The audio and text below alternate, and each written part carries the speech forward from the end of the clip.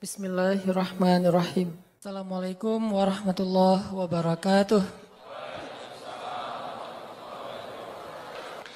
Selamat datang buat teman-teman semuanya yang pada malam ini kita bisa kembali berkumpul, sehingga di depan teman-teman bisa nongkrong sambil menikmati sajian hidangan Allah Subhanahu wa taala. Dan hidangan Allah Subhanahu wa taala adalah ilmu dan hikmah. Makanan yang kita butuhin itu bukan cuman makanan fisik, gizi ataupun vitamin, nutrisi yang dibutuhin oleh seorang hamba itu bukan hanya nutrisi fisiknya berupa makanan, minuman, obat, herbal, sayur segala macam, tapi juga semua kita membutuhkan nutrisi hati. Lebih jelasnya lagi nutrisi iman, karena yang menjadi lemah bukan hanya tenaga kita, tapi iman kita juga bisa menjadi lemah. Yang menjadi futur atau ngantuk bukan cuma mata kita, tapi basirah kita juga bisa menjadi ngantuk. Yang menjadi lupa bukan hanya akal kita, tetapi juga zikir kita juga bisa menjadi lupa. Makanya kita butuh nutrisi atau Maidatur Rahman, hidangan Allah Subhanahu wa taala yang berbentuk hikmah dan ilmu, sebagaimana kita butuh juga hidangan nutrisi untuk kebutuhan fisik kita. Walaupun memang kita nggak perlu nutrisi, nggak harus memberi nutrisi hati kita dalam bentuk kajian ilmu setiap hari 3 kali misalnya. Nggak harus sih, kalau bisa lebih bagus, tapi nggak harus. Karena nutrisi hati ini bisa kita dapetin bukan cuma dengan duduk dalam majelis ilmu, bukan hanya duduk di dalam tongkrongan hikmah, tapi juga bisa kita dapetin dengan tilawah Al-Quran. Kita juga bisa dapetin itu dengan zikir. Zikir sesuai dengan masalah kita. Karena zikir kalau nggak sesuai dengan masalah tetap berpahala, cuman kurang berasa. Kayak kita lagi lagi haus, tapi minumnya bukan air putih, minumnya misalnya kayak kopi gitu ya. Kalau teh tawar masih mending lah. Haus tapi minumnya kopi, atau minumnya minuman yang berwarna. Jadi kayak belum memenuhi dahaga haus kita. Padahal kita lagi haus. Kalau kita lagi kayak agak pusing, oke, minum kopi. Gak semua juga sih ya, itu mas saya. Kalau pusing, ngopi misalnya. Kalau haus, minum air putih. Kalau misalnya kayak lagi manja, minum susu gitu. Kenapa Ustadz? Ya mungkin lagi kayak males aja yang berat-berat gitu kan. Atau lebih manja lagi, jus gitu kan ya. Gak manja sih, itu sehat. Ya lah pokoknya. Yang jelas itu kan sesuai dengan kebutuhan. Gitu juga dengan zikir. Zikir itu nama Allah yang dipakai itu harusnya sesuai dengan masalah kita. Walillahil asma'il husna. Allah tuh kan punya nama-nama yang bagus, yang mulia, yang baik, yang keren gitu. Walaupun tidak terbatasnya 99, tapi yang dikenal oleh kita 99. Maka fad'uhu biha, maka berdoalah kepada Allah, panggillah Allah. Ud'u itu panggil. Ud'u ila sabili rabbika, atau dakwah itu panggilan, memanggil. Berarti fad'uhu biha, panggillah Allah dengan nama itu. Jadi nggak harus selalu kita manggil Allah, ya Allah, boleh. Tapi ditambah juga, misalnya, ya Jabbar. Panggilan buat siapa? Panggilan Allah. Tapi buat, memanggil Allah buat orang yang lagi apa? Yang lagi sakit hati. Pernah manggil ya Jabbar pas lagi sakit hati? Makanya sering sakit hati. Jabbar itu panggilan untuk orang yang lagi sakit hati. Habis dikecewain. Dikecewain oleh apa? Banyak lah, tergantung circle kehidupan kita ya. Ada yang circle-nya lebih ke main, berarti disakitin sama gengnya. Ada yang circle-nya lebih ke romantis-romantisan, disakitin oleh mantannya. Ada yang circle hidupnya seputar masalah kerja, disakitin oleh vendornya, oleh partnernya, oleh teman bisnisnya. Soal circle family life kita disakiti oleh keluarga, anak, orang tua, pasangan, dan seterusnya gitu kan. Yang jelas ketika kita merasa disakitin, ketika kita merasa kayak dikecewain, panggillah Allah sebelum kita memanggil netizen. Kan kita suka manggil netizen dulu ya. Posting, update status, story. Terus storynya tuh curhatnya minta respon lagi tuh.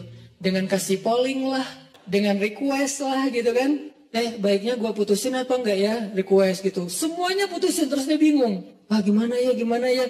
Nah, sebelum kita istisyarah kepada netizen, karena netizen itu istisyarah, bukan istifta, bukan istikharah. Yang paling tinggi itu kan derajatnya dari 3 level. Meminta pendapat, nomor 1 tuh istikharah, minta pendapat Allah. Kedua, istifta, minta pendapat ulama, orang yang berilmu. Ketiga, istisyarah, minta pendapat orang yang lebih bijak dan berpengalaman, termasuk kepada teman kita atau followers kita atau geng kita, itu istisyarah. Sebelum kita istisyarah netizen, ya ayyuhal netizen, sebelum kita pakai kalimat itu, atau ya ustaz, bahkan sebelum ustaz, ya kiai, ya syekh, maka ya Allah, panggil Allah Subhanahu wa ta'ala. Manggilnya gimana Ustadz? Salah satunya selain kata Allah pastinya, karena itu kalimat yang paling mulia, kita juga bisa manggil tematik. Ya Jabbar. Ya Jabbar itu bisa 2. Sebetulnya 3 maknanya Jabbar, tapi yang lebih common itu 2. 1, dipanggil untuk masalah-masalah yang sifatnya bukan hanya besar, tapi kayak kekuatan. Misalnya kita ngedoain musuh-musuh Islam. Allahumma alaika bi'a'daika a'da'iddin. Allahumma alaika bil kuffar. Allahumma alaika biz zalimin. Ya Allah, kami serahkan kepadamu orang-orang zalim itu. Gitu kan? Orang-orang zalim. Baru kita mengatakan ya Jabbar. Pasangannya biasanya ya Qahar. Ya Jabbar, ya Qahar. Arti Jabbar dalam konteks itu yang perkasa, yang memaksa. Ya Qahar, yang menaklukkan. Sehingga dipakailah kalimat Jabbar, Qahar, Aziz, kan kata-kata yang nama-nama yang perkasa gitu. Untuk doa-doa yang sifatnya biasanya dipakainya dalam kondisi terzolimi. Ini doa-doa orang yang terzolimi. Kayaknya nggak perlu dihafal juga sih. Bukan nggak perlu dihafal, nggak perlu dipakai. Kenapa? Berharap kita tidak mendoakan orang yang zolim. Kecuali yang dizolimi dalam urusan agama. Kalau dizolimi urusan pribadi sih, mending jangan mendoakan orang yang menzolimi. Kenapa? Rugi. Mending doain diri sendiri. Ketika kita punya kesempatan doa kita diijabah, jangan kasih doa itu untuk orang lain, rugi. Walaupun bentuknya mendoakan atas keburukan, tetap rugi. Mending kita pakai buat doain diri kita sendiri. Ya Allah, saya lagi dizolimin, mudah-mudahan. Nah gitu kan, berarti kan kita dapat kebaikan. Ya Jabbar, itu panggilan orang yang sedang sakit hati. Jadi 1 artinya untuk orang yang lagi dizolimi, 1 lagi untuk orang yang lagi hatinya kayak sedih, kayak disakitin. Nggak sebesar zolim sih, cuman ya lumayan lah, bikin gak bisa tidur, bikin tumbuh jerawat gara-gara itu, gitu kan ya. Karena stres, terus bikin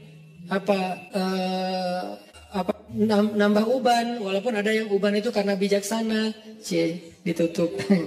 Jadi intinya adalah panggil Allah kalau kita lagi sakit hati dan dikecewain. Ya Allah, ya Jabbar. Salah satu doa minta disembuhkan kecewa dan sakit hati di dalam sholat adalah Rabbighfirli warhamni wajburni. Kalimat wajburni. Selama ini kita baca enggak? Kan? Tahu artinya? Hampir. Apa arti wajburni? Bukan paksa aku dong Allah. Enggak. Padahal arti Jabbar juga yang memaksa kepada kehendaknya. Tapi kalimat wajburni, makna Jabbar di sini, makna yang ketiga di antara 3 makna Jabbar, yaitu yang mengobati sakit hati. Jadi ketika kita berdoa, Rabbighfirli warhamni wajburni, warfa'ni, warzukni, wahdini, wa'afini. Banyak banget ya. Luar biasa kita ya. Jadi kalau kita sholat aja tuh kita udah minta banyak hal ke Allah. Makanya pas berdiri, pas duduk itu jangan buru-buru. Rabbi, Allahu Akbar. Apaan? Malaikat juga bingung. Rabbi apa? Kamu dengar gak ada doa apa? Enggak. Oh kirain aku doang yang salah dengar, kata malaikatnya. Jadi kita kayak gak jelas gitu minta ke Allah. Rabbi udah gitu sujud. Karena terlalu buru-buru, nggak ada tumakninah, nggak ada tenang, nggak ada berhenti sebentar. Makanya Rabbighfirli warhamni wajburni. Bagian wajburni kalau bisa kayak gimana gitu, kayak agak menghayati dan kayak perasaannya dalam banget gitu. Wajburni. Tapi nggak gitu juga sih dalam sholat, bahaya, bid'ah, syubhat menyambar-nyambar. Intinya teman-teman, wajiburni itu artinya kalau kita terjemahin, sembuhkanlah sakit hati saya. Atau bahasa lain juga bisa diterjemahin, hiburlah aku ya Allah, aku lagi sedih nih. Kalau kita ke teman gitu ya, hibur aku dong, gue lagi sedih nih. Ya udah yuk kita main, ya udah yuk kita jalan, ya udah kita nonton, ya udah kita ngopi, ya udah kita makan, ya udah apalah terserah. Yang jelas kita ngadu ke dia, minta dihibur pas kita lagi sedih. Nah, cara ngadu ke Allah pas kita lagi sedih supaya dihibur oleh Allah, wajiburni ya Jabbar. Itu bisa dibaca di dalam sholat, bisa juga dibaca di luar sholat. Gak apa-apa, dalam sholat baca, di luar sholat juga baca. Bahkan di luar sholat kita bisa ulang-ulang. Wajiburni ya Jabbar, wajiburni ya Jabbar. Ya Allah, hibur aku ya Allah, hibur aku ya Allah. Aku lagi sedih berat nih. Udah seminggu aku gak buka Instagram ya Allah. Curhat. Kenapa?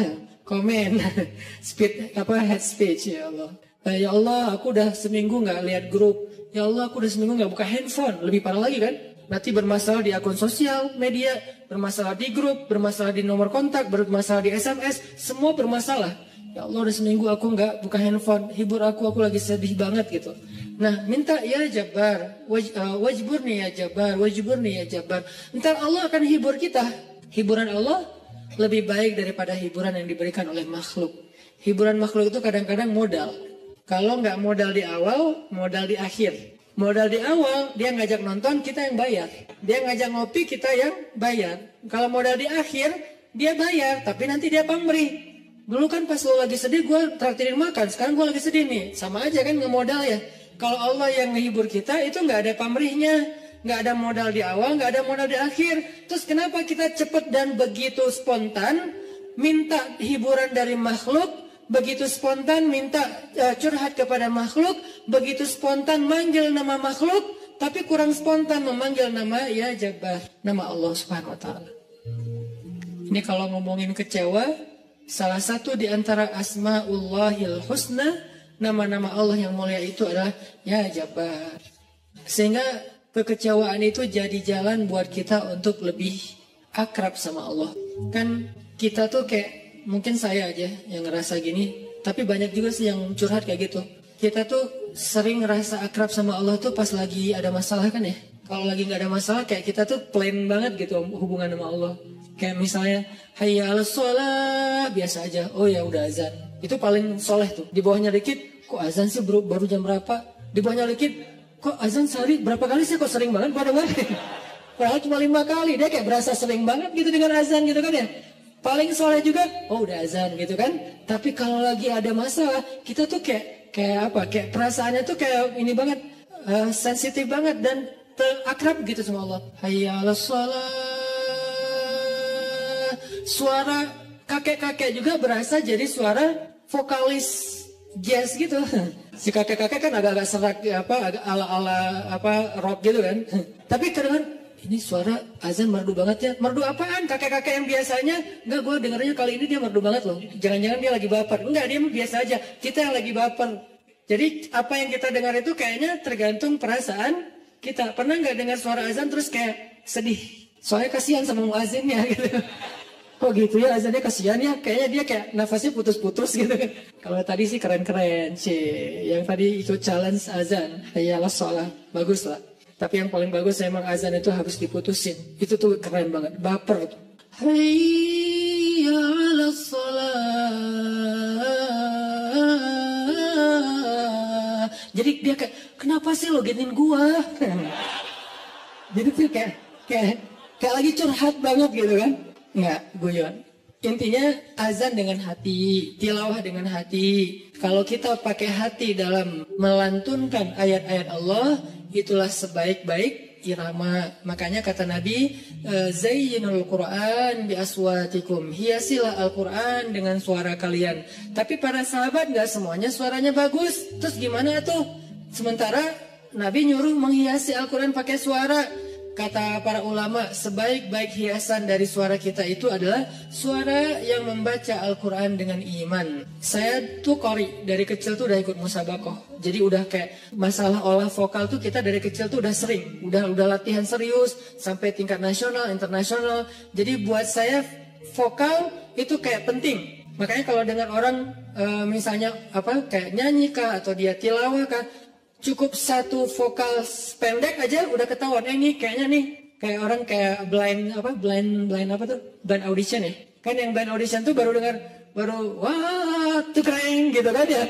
Baru wah gitu, padahal belum kedengaran, tapi kok dia udah bisa nyimpulin, langsung dia pencet bahwa dia tuh ngelulusin gitu. Karena emang mungkin si jurinya ini udah punya ini banget, udah sensitif banget dengan suara. Nah, tapi saya sadar ternyata dalam membaca Al-Quran, nomor satu tuh bukan suara. Sekeren apapun suara orang, masih kalah dengan yang nomor satunya apa? Iman. Ada orang baca Qurannya sederhana.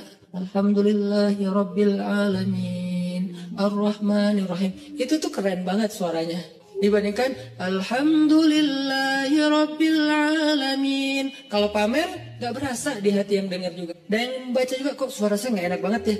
Walaupun kita tetap butuh kayak media, sound mic. Kalau saya kan buat saya sound mic itu kayak fardu ain ya. Usul, termasuk hal yang penting gitu kan. Sehingga kalau saya mau ini pasti mic dulu yang dicek. Bukan apa-apa, bukan mau gaya-gayaan kayak tadi misalnya. Tiba-tiba mic monitor nyala karena belum di setel. Kalau mau dinyalain setel dulu. Padahal sebelumnya kan mic luar, mic dalam nih yang dinyalain. Kalau mic dalam dari tempat imam kedengarannya tuh kayak suara dari langit gitu. Kalau monitor kayak suara dari mulut saya gitu. Jadi berasa dengar suara sendiri kan agak enak ya. Nah, makanya awalnya pas saya istau sufufakum, itu istau sufufakum sebetulnya ada dua fungsi. Satu lagi nyuruh ngerapiin soft, dua lagi cek sound. Soft diluruskan dan dirapatkan. Kalau lama kayak Muzammil tadi, berarti pro banget tuh cek soundnya. Kita sholatnya adalah sholat yang terakhir, rapatkan soft dan segala macam. Berarti Muzammil pro banget ngelihat sound ini kayaknya gimana ya? Ini soundnya ada yang kayaknya di sana tuh ada yang ngadat deh, cie. Gaya banget ya. Artinya buat saya itu bukan gaya-gayaan teman-teman. Buat saya itu penting. Kita nggak tahu ya yang sholat di antara kita ini mungkin ada yang pertama datang buat sholat, pengen dia berkesan sekali-kalinya datang langsung berkesan sehingga jatuh hati dengan masjid, jatuh hati dengan sholat. Karena sholat itu buat saya konser paling kolosal di muka bumi. Kenapa kolosal? Karena yang mengikuti, yang nonton sholat bukan cuma manusia, tapi malaikat, terutama sholat subuh. Inna Qur'anal fajri kana mashhuda. Sesungguhnya performance imam di waktu subuh ketika sholat, itu terjemahan panjangnya ya, bahasa anak mudanya, tolong dimengerti. Bahasa anak mudanya. Sesungguhnya performance imam di waktu subuh saat dia sholat, bahasa gampangnya, sesungguhnya bacaan imam di waktu subuh ketika sholat, mashhuda, ditonton. Kalau bahasa terjemahan kakunya, disaksikan. Sama nggak tuh? Sama kan? Disaksikan, saksikanlah. Itu kan bahasa TV yang dulu, bahasa ya. Kalau sekarang, nonton gitu kan ya. Jadi kayak ditonton. Siapa yang nonton? Bacaan imam, performance-nya imam ketika subuh. Allah, malaikat. Coba, DWP sama Tomorrowland yang nonton siapa? Ya, kita. Di YouTube. Enggak. Yang nonton adalah penonton, manusia. Orang-orang yang belum dapat hidayah. Begitu si DJ-nya masuk, jeng, disuruh left, disuruh right, gitu kan ya? Apa left, right, kan gitu kan? Soalnya gitu, Allahu Akbar, kan lebih keren. Kenapa kita di sholat nggak serapi left, right-nya konser Tomorrowland? Padahal mereka yang nyuruhnya DJ, kita yang nyuruhnya imam. Karena soundnya nggak kedengaran ke belakang. Jangan suuzon sama makmum ya. Emang nggak kedengaran. Imamnya udah 2 rakaat, makmumnya baru takbir. Kirain tadi imamnya kayaknya ini belum siap deh. Jangan-jangan batal wudu dulu, ya udah kita tungguin. Padahal imamnya udah 2 rakaat. Kenapa makmumnya telat? Soundnya tuh nggak sampai ke belakang. Kita irit di bab sound, tapi boros banget di bab kubah masjid, menara masjid, warna masjid. Kadang-kadang cat masjid itu baru beberapa bulan, ini kayak mirip apa ya, kayak nggak serak gitu ya. Udah ganti deh, cat masjid yang doff, yang bagus, diganti hanya gara-gara seleranya berubah. Tapi mic-nya cuma puluhan juta, kubahnya hampir 1 miliar. Orang lain untuk sound itu 1 miliar. Kenapa kok mic lebih penting daripada yang lainnya? Karena inilah activity nomor 1 di dalam masjid kan. Performance nomor 1-nya kan di mic oleh 2 talent, satu imam, satu lagi muazin. Muazin penting, imam penting. Muazin manggil orang di luar supaya datang. Imam biar bikin orang di dalam itu nggak nyesel udah datang. Muazinnya keren, imamnya nggak keren, kan kayak nyesel gitu. Kirain tadi azan sholatnya seru, gitu kan? Kenapa nggak seru? Soalnya bacaannya salah-salah, suaranya kayak putus-putus gitu, kayak keselak lagi, imamnya kasihan gitu kan. Kita di belakang, aduh udah lah pak, kasihan pak, udah aja ruku dah, gitu kan ya. Kayak nggak tega gitu imamnya, tapi muazinnya bagus, makanya dua-duanya penting. Talent satu muazin, talent duanya imam. Hayya 'alas shalah.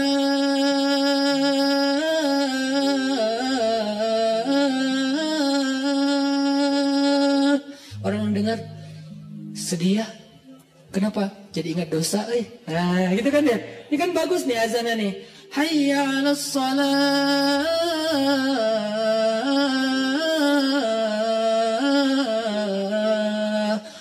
Surga itu kayaknya indah juga ya dengar suara mah. Baru dengar suara, panggilan belum. Salamun salam. Ya ayyuhal mu'minun, ya ibadallah. Panggilan malaikat. Kan suara malaikat pastinya keren ya. Nggak ada yang fales dong, malaikat. Masa malaikat fales? Udah ada gua aja yang manggil. Kenapa? Lo suaranya fales kata malaikat. Kan nggak mungkin kan? Panggilan yauma yunadil munadi mim makanin qarib. Hari ketika malaikat memanggil manusia dari tempat yang dekat. Tahukah kita apa tempat yang dekat? Tempat yang dekat itu adalah Masjid Al-Aqsa. Hari ketika malaikat berdiri di titik Masjid Al-Aqsa sekarang, memanggil seantero padang mahsyar, halummu ilayya, kumpul kalian semuanya di sini kata malaikat. Jadi azan yang keren itu azan yang mengingatkan orang kepada dosa, azan yang mengingatkan orang kepada akhirat, dan itu nggak bisa kalau nggak pakai hati. Nggak perlu ngeluarin 100% vokal, cukup 60%-nya aja. 30% dibantu sama sound, 10%-nya dipakai, 40%-nya dipakai dengan perasaan. Makanya saya senang banget kayak apa dulu masa masih punya halakoh kecil sama teman-teman, termasuk ada Muzamil, anak-anak ITB, kita kan kayak belajar apa dulu? Muzamil mana Muzamil? Oh ada belajar makomat sama dulu sebelum ada pemuda hijrah, makomat sama belajar azan. Kita kayak apa ya, kayak mengcover. Jadi bukan cuma lagu yang di cover, kita mengcover azan. Cover azan Masjidil Haram Dagriri. Dagriri itu azannya tuh menurut saya azan of the year 2018, azan terbaik itu nanti cari di YouTube, azannya Hamdi Ad-Dagriri kalau nggak salah namanya. Nanti azannya Al-Aqsa. Azan Al-Aqsa itu kayak lagi curhat. Al-Aqsa itu udah dirampas, kami itu teraniaya, kemana kalian wahai kaum muslimin, gitu. Seolah-olah tuh kayak manggil kita gitu. Dari irama-irama yang dipilih kan. Nah ini semuanya dengan hati, makanya pakai hati aja udah terbaik. Balik lagi ke tema yang tadi adalah panggil Allah dengan lembut. Nidaan khafiyya. Zikru rahmati rabbika abdahu Zakaria idh nada rabbahu nidaan khafiyya. Ketika dia nada rabbah. Apa arti nada rabbah? Nada itu bahasa Arab, terus jadi bahasa Indonesia nada, tapi beda arti. Nada artinya memanggil. Nada dering, panggilan. Itu bahasa Arab. Iznada rabbahu nidaan khafiyya. Nada yunadi nidaan. Nida panggilan. Jadi kalau ada yang namanya nida, itu adalah panggilan. Makanya kalau dia panggil, panggilan kamu siapa? Panggilan aku nida gitu. Itu panggilan, iya nida, iya panggilan ya. Ramai gitu. Kalau ngerti bahasa Arab, kalau ngerti ya sama aja sih. Nah, yunadi nada rabbahu nidaan khafiyya, memanggil dengan khafi. Khafi itu kayak lirih. Ya Allah, gitu pelan-pelan. Terus khusyuk manggilnya, berperasaan manggilnya, bukan ya Allah. Itu mah kaget kali ya, bukan manggil Allah karena dia lagi curhat. Kalau mau curhat, ya Allah. Coba jadikan ya Allah ini kata favorit kita deh. Dan jangan tunggu bermasalah baru lembut suaranya. Kalau lagi senang kayak ya Allah. Enggak gitu sih. Kita lagi senang itu juga butuh Allah, teman-teman, yang kayak pekan yang lalu kan. Kita butuh Allah itu bukan pas lagi susah doang. Sarra dan darra. iza asabatuhum sarra wa iza asabahum dharra, sama-sama butuh Allah. Butuh Allah ketika susah, jelas kita paham. Butuh Allah ketika senang artinya apa? Supaya kesenangan yang Allah kasih itu jadi barokah, mubarak, jadi bertambah manfaat, jadi bertambah kebaikan, nggak jadi sia-sia. Nah, kalau nikmat yang Allah kasih, kesenangan yang Allah kasih malah jadi bikin kita sia-sia, itu malah jadi musibah. Sehingga kita butuh Allah supaya dituntun, ya Allah saya punya rezeki ini, diapain ya? Supaya bermanfaat nih. Kemana saya harus memberikan rezeki ini? Ke keluarga, ke diri saya sendiri untuk kebutuhan. Siapa lagi? Allah tuntun. Supaya kalau Allah tuntun, ketika kita mengalokasikan harta, rezeki, nikmat yang kita dapatkan, itu semuanya untuk kebaikan. Fa'ammal yatima fala taqhar, wa ammas sa'ila fala tanhar, wa amma bi ni'mati rabbika fahaddits. Kalau enggak, alhaakumut takasur. Celaka gara-gara takasur. Justru banyak nikmat yang Allah berikan. Jadi teman-teman, poin pertama, bab kecewa. Kalau kita kecewa, saya yakin semuanya pernah kecewa dan mungkin masih akan kecewa atau bahkan lagi kecewa sekarang. Kelihatan dari muka-mukanya. Kecewa sama saya. Kenapa ceramahnya lama sekali? Jadi kalau lagi kecewa, apa poinnya tadi? Panggillah Allah. Ya Allah, ya Jabbar, wajiburni, hibur saya ya Allah. Hibur saya, hibur hati saya ya Allah. Gimana cara Allah menghibur hati kita? Allah menghibur hati kita itu dengan diberikan wajilat qulubuhum. Allah menghibur hati kita dengan dijadikan liyazdadu imanan ma'a imanihim. Allah menghibur hati kita dengan dijadikan apa? Tuma'ninatul qalb. Ala bidzikrillah tatma'innul qulub. Banyak cara Allah menghibur hati. Apakah Nabi pernah sedih atau kecewa? Kecewa pernah, sedih pernah di Al-Quran. Direkam. Terus cara Allah menghibur hati Nabi yang lagi sedih atau kecewa gimana? Ya ayyuhal muzammil qumil layla illa qalila nisfahu awil qus minhu qalila aw zid alayhi warattilil qur'ana tartila inna nashi'atal layl hiya ashaddu wata'an wa aqwamu qila. Allah panggil Nabi ketika lagi sedih dan tidur. Ya ayyuhal muzammil. Ini dua kondisi Nabi lagi tidur dan dipanggil Allah. Satu, ya ayyuhal mudaththir. Satu lagi, ya ayyuhal muzammil. Tidur kenapa Nabi? Bukan tidur, tertidur. Gara-gara capek seharian berdakwah dan capek seharian dibully. Dibully di mana-mana, pergi ke pasar, dibully di pasar, pergi ke tempat pertemuan, dibully di tempat pertemuan, pergi di sepanjang jalan, dibully di sepanjang jalan, pergi ke rumah keluarga besarnya, ke tetangganya, ke pamannya, ke sepupunya, dibully oleh tetangga dan keluarga besarnya. Kemanapun beliau pergi, beliau dibully, dihead, dihina, dicela seharian dari pagi. Satu kota Mekah ngebully beliau. Ada yang mengatakan beliau itu penyihir, ada yang mengatakan beliau itu pembohong, ada yang mengatakan beliau itu tercela, muzammam. Nama aslinya Muhammad, artinya terpuji, tapi diplesetin jadi muzammam, artinya tercela. Atau orang salib dulu, pas perang salib menamakannya dengan istilah Muhammad. Apa Muhammad? Salah satu nama setan. Jadi dipanggil Muhammad, dipanggil muzammam, dipanggil sahir, dipanggil majnun, orang gila, dan banyak lagi yang nggak direkam secara diksi oleh Al-Quran, karena emang Al-Quran ini memilih banget diksinya, tapi secara simbolik Al-Quran nunjukin bahwa inilah celaan-celaan yang diterima Nabi berhari-hari dari pagi sampai malam. Pulang malam-malam ngomong ke Khadijah, Khadijah zammiluni, Khadijah selimuti aku.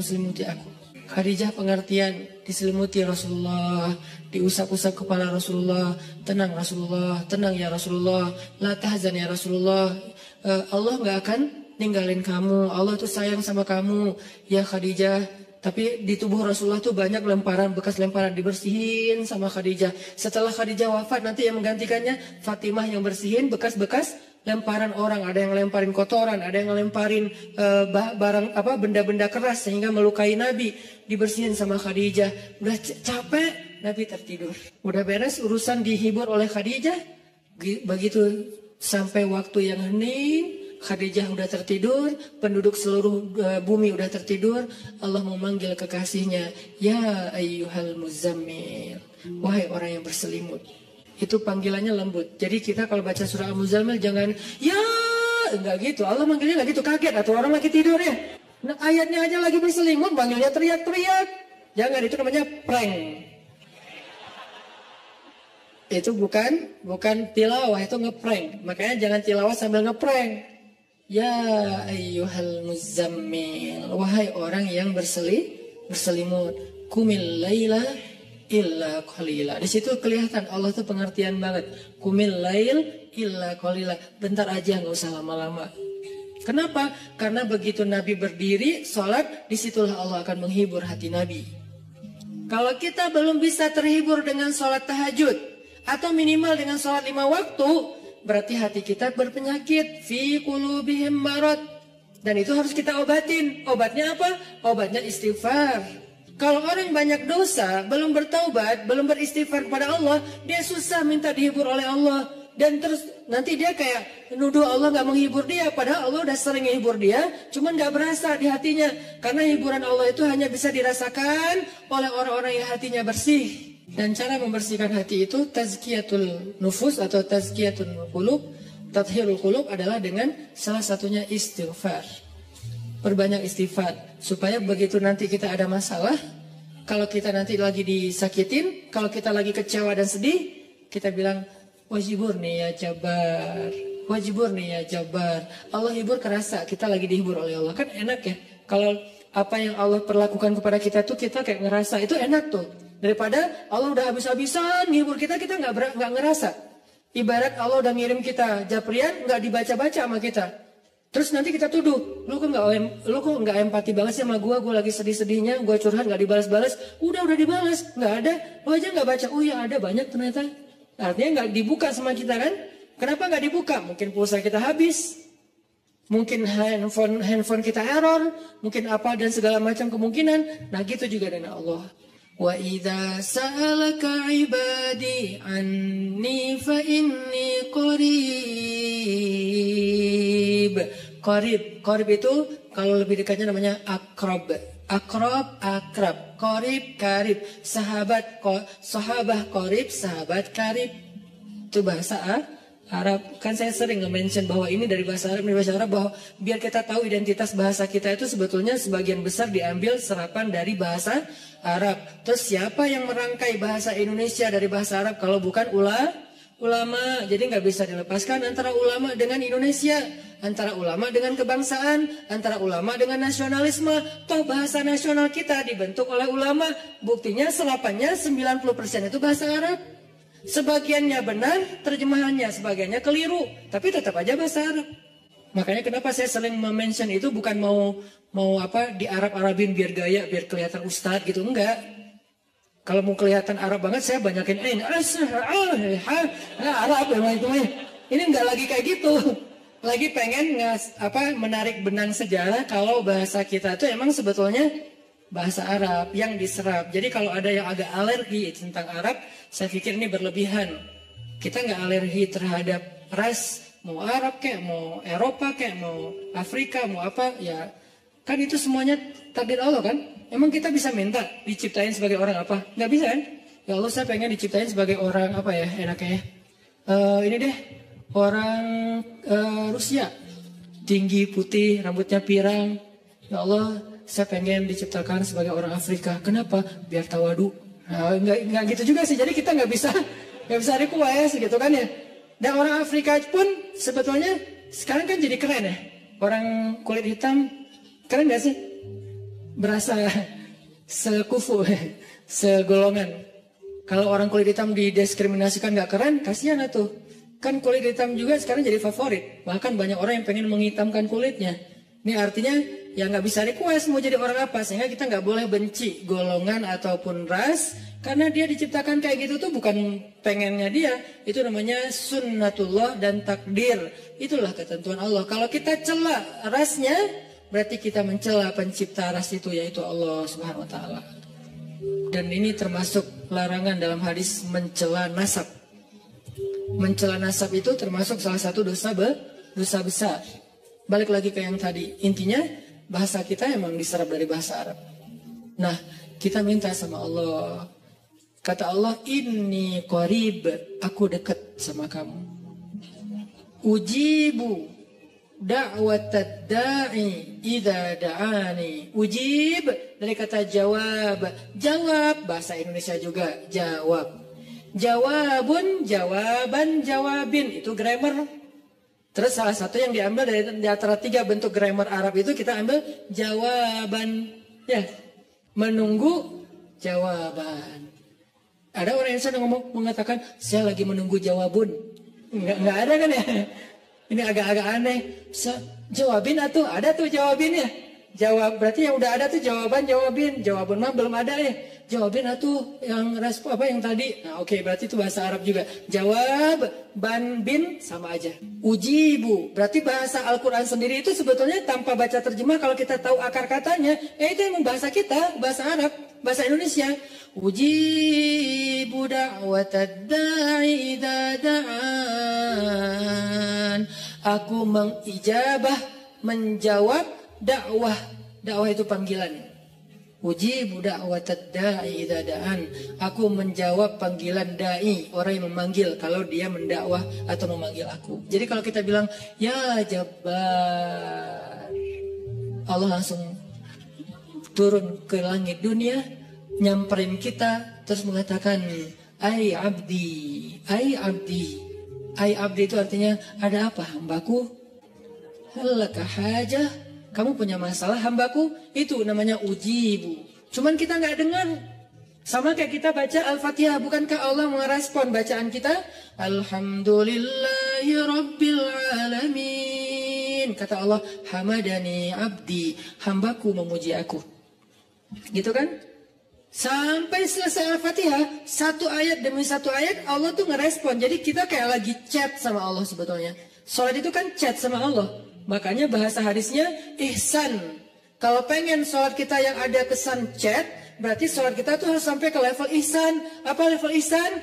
Anta abudallah ka'annaka tarah, fa in lam takun tarah, fa innahu yarak. Ketika kamu bisa menghadap Allah, beribadah kepada Allah, seolah-olah kamu tuh ketemuan langsung sama Allah. Kan berarti kita lagi chat sama Allah, ketemuan langsung. Kalau nggak ketemuan langsung, kamu nggak ngelihat dia, maka yakinlah dia ngelihat kamu. Berarti kayak orang telepon atau kayak orang fit call, cuman kamera depan kita rusak.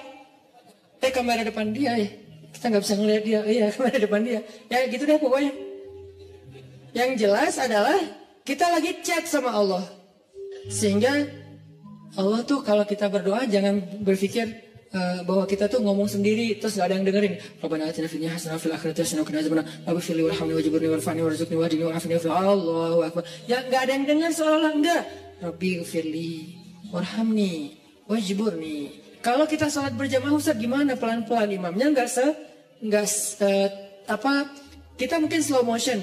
Kalau dia kan dicepetin tuh kan ya, jadi ya apa istilahnya tuh, cut to cut gitu kan. Gimana tuh caranya Ustaz? Sedapatnya, jangan dipercepat tapi tetap dapat kan. Rabbi firli warhamni wajburni. Belum beres, Allahu akbar, enggak apa-apa, tapi kita udah kayak tenang. Makanya kalau nggak puas tambahin dengan sholat sunnah. Begitu tahiyat awal, duduk tahiyat antara dua sujud, Rabbi firli warhamni wajburni. Lama wajburni teh 10 menit. Kenapa itu orang teh curhat sama Allah? Boleh nggak kayak gitu? Boleh nggak kita duduk di antara dua sujud setengah jam? Boleh. Apalagi sholat sunnah. Kecuali kita jadi imam sholat berjamaah. Jangan, kasihan. Anak udah nangis-nangis. Terus suami udah nunggu di depan ngeklakson-klakson. Terus sales sudah habis promonya. Kan nggak konsen sholatnya. Makanya kalau jadi imam yang bijak, ambil pertengahan. Makanya bacaannya juga jangan terlalu panjang. Kalau sholatnya sholat 5 waktu. Tapi terutama kecuali subuh yang paling panjang. Kalau sholatnya sholat tarawih, namanya juga tarawih dari kata roha. Roha bahasa Indonesia, rehat. Jadi tarawih itu artinya berehat-rehat. Kalau sholat tarawihnya sampai keringetan, namanya bukan berehat-rehat. Itu mah lagi nge-gym. Tarawih keringetan, harusnya kan tarawih itu kan tadi keringetan terus gara-gara tarawih jadi nggak ada keringetan ya. Itu kayak apa? Kayak bukan pemanasan, pendinginan.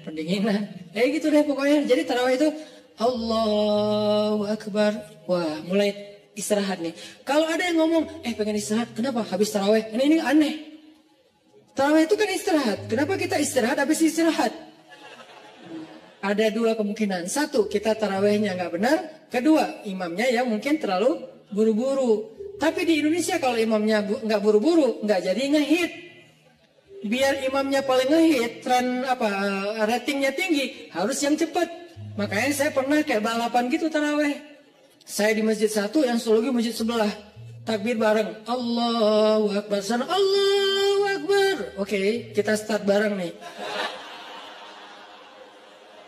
Begitu saya waladhdallin, di sana assalamualaikum. Wah. Kalau saya pakai 150 cc, dia pakai 1200 cc. Ya iyalah, nggak akan kekejar. Nah, tapi yang sana lebih banyak jamaahnya, di sini dikit. Kenapa? Di sini karena yang mungkin itu pengen istirahat dengan sholat. Kalau di sana pengen cepetan istirahat dari sholat. Beda kan ya? Nah, balik lagi. Kita bacanya tenang. Boleh wajiburni, warfa'ni, warzukni, wahdini, wa'afini, wa'fu anni. Allahu Akbar. Sujud lebih lama lagi. Karena sujud itu lebih freestyle. Freestyle doanya, bukan freestyle bentuknya. Masa sujud mau gini terus. Ya enggak sih. Freestyle doanya. Maksudnya freestyle doa tuh boleh baca doa apa aja selama itu kebaikan. Misalnya kita doa Abu Bakar, Allahumma ja'al fi qalbi nuran, wa fi sam'i nuran, wa fi basari nuran, wa an yamini nuran, wa an shimali nuran, wa amami nuran, wa khalfi wa min warai nuran, wa min tahti nuran, wa min fawqi nuran. Itu kan doa Abu Bakar kan? Boleh. Apakah itu doa dibaca Rasul? Enggak, Abu Bakar yang baca doa itu. Jadi Abu Bakar bid'ah? Enggak lah. Doa itu ibadah mutlak, ibadah bebas. Sehingga karena dia bebas, kita boleh membaca doa bukan hanya yang diajarkan Rasul. Tapi doa yang diajarkan Rasul pun itu yang terbaik pastinya. Cuman yang gak diajarkan Rasul, boleh. Ada kasus yang di zaman Rasul gak ada, tapi di zaman kita ada. Salah satunya yang sering saya ulang-ulang apa? Mendoakan anak yang lagi ujian nasional. Ada gak doa dari Rasul anak ujian nasional? Dan di zaman Nabi, anak-anak Nabi gak ada ujian nasional. Ya Allah, Fatimah lagi ujian nasional. Nggak ada kan ya? Sehingga kita nggak bisa niru. Terus boleh nggak kita ngedoain anak kita lagi ujian nasional? Sementara Nabi nggak ada contohnya. Boleh, itu nggak disebut bid'ah. Nggak selalu yang nggak dilakukan Nabi itu dianggap. Makanya jangan nanya, apa dalilnya doa itu? Ya, yang penting nggak melanggar sunnah Nabi. Nah, sunnah Nabi dalam doa itu adalah menutup aurat. Bacaannya yang benar. Jangan maksa, jangan marah-marah sama Allah. Ya Allah, pokoknya nih yang terakhir kali nih saya doa nih. Yang nggak bisa gitu. Doanya yang baik gitu kan. Kalau mendoakan yang buruk balik lagi kepada kita sendiri. Nah ini namanya doa. Makanya pas sujud kita bisa doanya Abu Bakar. Bisa doanya Muaz bin Jabal. Allahumma a'inni ala zikrika wa syukrika wa husni ibadatik. Bisa doanya Bilal. Bilal. Allahumma inni as'aluka ridhaka wal jannah wa a'udzubika min sakhatika wan nar. Itu doanya Bilal. Tiga-tiganya ini bukan doanya Nabi. Yang satu Abu Bakar yang membuatnya. Yang kedua siapa tadi? Muaz. Yang ketiga adalah Bilal. Dan tiga-tiganya Nabi tahu dan Nabi membolehkan. Nggak langsung Nabi, kan nggak ada saya suruh. Kenapa kamu baca yang nggak pernah saya contohin? Enggak, karena emang ibadah doa itu ibadah mutlak. Sehingga kita bisa doa, ya Allah, saya sih lupa namanya. Tapi saya udah nge-follow dia. Soalnya akunnya nama palsu. Tapi saya tahu kok nama dia yang asli. Saya pernah hafal kok nama dia yang asli. Ya Allah, pengen Kalau bisa saya pengen jadikan dia sebagai imam saya. Kalau nggak dia pun yang mirip-mirip gitu. Nah, di dalam sholat gimana caranya? Ya jangan di dalam sholat sih, susah ngomongnya. Kalau bahasa Indonesia kan nggak boleh dalam sholat kan. Kalau di dalam sholat tetap harus bahasa Arab. Kalau bisa jangan bahasa Arab yang dikarang-karang sendiri. Malah salah. Allahumma ansur alaina. Itu bahaya. Allahumma ansur itu artinya apa? Ya Allah tolonglah. Tapi kalimat berikutnya ada unsurna wansur alaina. Itu beda. Unsurna ya Allah tolong kami. Unsur alaina ya Allah tolong orang lain untuk menghancurkan kami. Cuman beda Allah doang. Makanya kalau kita Allahumma ansuril muslimin ala a'daika, Allahumma ansuril muslimin alal kafirin, Allahumma ansuril muslimin alal zalimin. Tapi kalau Allahumma ansuril zalimin alal muslimin, wah, apalagi diaminkan banyak orang. Kenapa kita kok kalah terus ya? Ya itu doanya salah. Makanya kalau bahasa Arab mah lebih baik jangan dikarang sendiri. Mending kita hafal. Cari di Google boleh, tapi harus jelas websitenya. Jangan-jangan di Google kan semua orang bisa nulis kan ya. Kadang-kadang dari Facebook juga ada di Google, kita klik ternyata itu kayak dia lagi curhat gitu, sosok pakai bahasa Arab. Ternyata isinya mantra. Kan bahasa mantra juga kayak bahasa Arab kan, keriting-keriting gitu kan. Nah intinya teman-teman minta sama Allah pas kita lagi duduk di antara dua sujud, pas kita lagi sujud. Poin 1, kalau lagi dikecewain. Poin 2, kalau kita dikecewain, kecewa, sedih. Kadang-kadang gak harus dikecewain orang, kecewa sendiri, gak jelas. Tiba-tiba kecewa tiba-tiba kayak sedih aja. Pernah gak sih sedih tapi gak ada sebab? Wah serentak itu tuh gimana tuh? Tiba-tiba kayak hari ini, tahu gak kenapa? Hati kita itu diusik sama setan. Setan tuh emang senang musik hati. Dia tuh gak musik fisik kita kecuali sesekali. Kayak misalnya ada guna-guna, itu kan fisik kan? Tapi yang sering banget daily-nya dia tuh musik hati. Yuwaswisu fi sudurin nas. Yuwaswis itu continuous present tense. Jadi continuous, terus-terusan. Fi'lul mudhari kalau bahasa Arab. Yuwaswisu terus menerus fi sudurin nas, di dalam hati atau dada manusia. Jadi setiap hari itu dia kayak musik kita. Lo bete dong, sedih atau marah dong, apa gitu. Dia kayak nyuruh emosi kita untuk kayak gitu-gitu, sehingga kita ada hari nggak ada yang bikin masalah tapi kita kayak sedih. Nah dalam keadaan kayak gitu ada trigger kecil aja meledak kan. Nah gimana ngobatinnya? Tadi satu doa. Kedua, kalau kita lagi sedih kayak gitu, coba selain minta kepada Allah Subhanahu Wa Taala, belajar untuk membiasakan amal favorit kita itu, hobi kita itu hobi yang bentuknya ibadah. Saya nggak nyalahin hobi kita punya hobi olahraga, itu keren banget dan bermanfaat. Kan saya paling nggak suka menjudge ya. Makanya kalau ada orang yang menjudge dunia anak muda itu seolah-olah semua negatif, saya kayak ngerasa sedih dan tersinggung.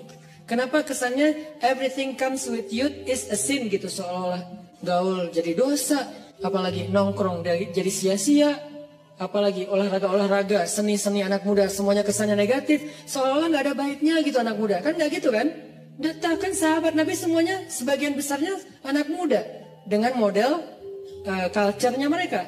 Jadi saya nggak setuju kalau semua tentang anak muda itu dianggap negatif, sehingga kita nggak mau menjudge. Olahraga bagus dan nggak ada istilah olahraga sunnah. Semua olahraga itu selama tidak melanggar syariat ya sunnah.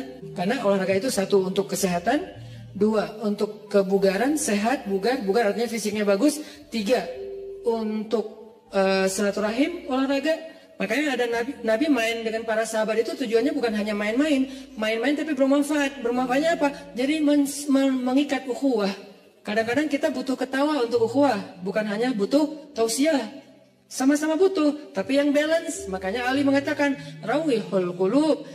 Rawihu itu dari kata rehat. Rehatkan, istirahatkan hati kalian, karena hati itu bisa bosan sebagaimana fisik juga bisa bosan. Nuruddin Zinki, salah satu tokoh favorit saya di Aleppo, Suriah. Dia gurunya Salahuddin Al-Ayyubi. Kalau mau kita lihat siapa Salahuddin, nggak afdol kalau kita belum lihat siapa di balik Salahuddin, yaitu Nuruddin Zinki. Keren banget, lebih daripada Salahuddin Al-Ayyubi. Beliau dalam satu waktu bikin lomba berkuda di antara prajurit-prajuritnya. Berkuda selama 3 hari. Berkudanya tuh lomba, seru-seruan. Terus mereka kayak freestyle gitu kudanya. Kalau kita kan ada riding, ada freestyler kan. Freestyle itu kan mungkin kayak anak mobil, mungkin kayak nge-drift gitu kan. Atau anak motor mungkin kayak nge-jumping dan segala macam. Freestyle lah pokoknya. Nggak riding, nggak touring. Biasanya riding, touring, sekarang freestyle semua. Main-main, ketawa, ada yang jatuh diketawain. Ketika ada orang yang ahli ibadah, bukan ahli dakwah. Ini bedanya ahli ibadah sama ahli dakwah. Ada orang ahli ibadah mendengar berita ini. Kalau Nuruddin lagi bikin acara freestyle kuda, ahli ibadah ini kemudian mengirim surat kepada Nuruddin Zingki. Isi suratnya apa? Nuruddin, ittaqullah. Kan orang kalau ngomong idealis itu kesannya dia paling benar ya. Pakai ayat, pakai hadis, kesannya dia benar dan kita salah. Jadi kita jadi tiba-tiba kok saya jadi salah ya? Gitu. Ittaqullah, langsung menjudge. Takutlah kamu kepada Allah. Seolah-olah Nuruddin baru bikin dosa. Kalimat ittaqullah itu kan kalimat kepada orang yang baru bikin dosa. Ittaqullah, istaghfirillah, tub ala Allah. Jadi kayak kamu tuh dosa banget, takut sama Allah, gitu kesannya. Nuruddin, ittaqullah, takutlah kamu kepada Allah. Yang kamu lakukan ini semuanya sia-sia. Waktu kita itu nanti akan dimintai pertanggungjawaban setiap detiknya, panjang. Keluarin ayat, keluarin hadis. فَمَنْ يَعْمَلْ مِثْقَالَ ذَرَّةٍ خَيْرًا يَرَهُ وَمَنْ يَعْمَلْ مِثْقَالَ ذَرَّةٍ شَرًّا يَرَهُ وَالْعَصْرِ إِنَّ الْإِنسَانَ لَفِي خُسْرٍ. Semua ayat keluar, semua hadis keluar.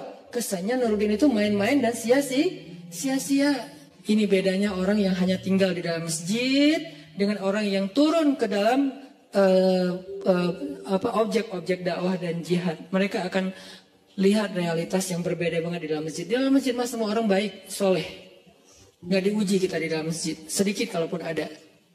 Tapi begitu di luar, akhirnya Nuruddin Zingki membalas. Balasannya apa? Akhi fillah, saudaraku karena Allah. Sebetulnya saya tidak ingin menyampaikan ini, tapi karena engkau sudah menuduh saya dengan tuduhan-tuduhan yang tidak benar, saya perlu tabayyun, kata Nuruddin.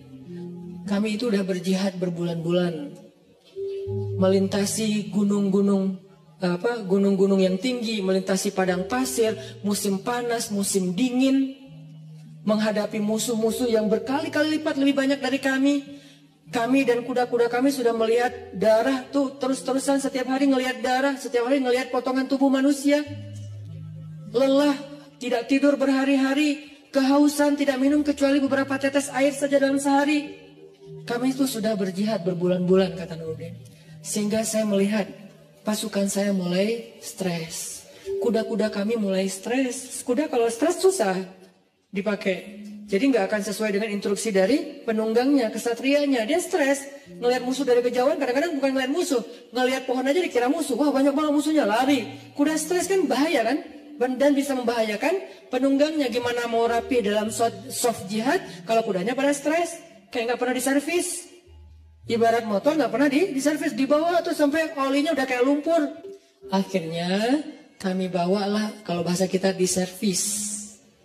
Diservis itu apa? Dengan cara kalau diservis motor kita bawa ke bengkel servis nih, ganti oli, apa segala macam dibersihin, kayak gitu-gitu kan. Kalau servis kuda dibawa main. Karena kuda itu servisnya dengan main, bukan makan, minum, dan segala macam. Akhirnya kudanya bisa ikut main sama penunggangnya. Lucu-lucuan, guling-guling. Kudanya menjatuhkan penunggangnya, terus diketawain dengan lain. Dan prajuritnya juga diservis dengan cara apa? Entertain. Mereka butuh hiburan. Jangan berpikir ketika ada orang berhibur sebentar, seolah-olah udah seluruh hidupnya berhibur. Sampai kita menuduhnya bahwa hidupnya sia-sia. Ini terlalu gampang menjudge orang lain. Bisa jadi itu bagian dari program dakwah. Itu jawaban Nuruddin. Jadi saya ingin supaya prajurit saya segar lagi, ukhuwah mereka kuat lagi, lebih soft, barisan mereka lebih bagus lagi, dan kuda-kuda mereka lebih sehat dan bugar lagi. Dibalas kepada ahli ibadah. Baru kemudian ahli ibadah, ya tapi kan gak harus gitu juga. Oh panjang, akhirnya gak beres. Yang namanya juga orang kalau udah dengki. Sama dengan Fudail bin Iyad dengan Ibnu Mubarak. Fudail bin Iyad ahli ibadah di dua Masjidil Haram. Masjid Nabawi dia ahli ibadah dan mengajar di Masjid Nabawi. Di Masjidil Haram juga dia ahli ibadah dan mengajar di Masjidil Haram. Tapi nggak pernah keluar dari masjid.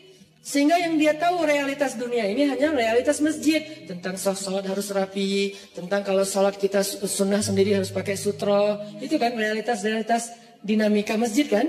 Tentang waktu azan itu jangan diburu-buru, antara azan dan iqamah itu dikasih jeda waktu. Kemudian masalah menutup aurat dalam pakaian sholat, kemudian masalah kenceleng. Itulah realitas masjid. Sangat mungkin belum banyak.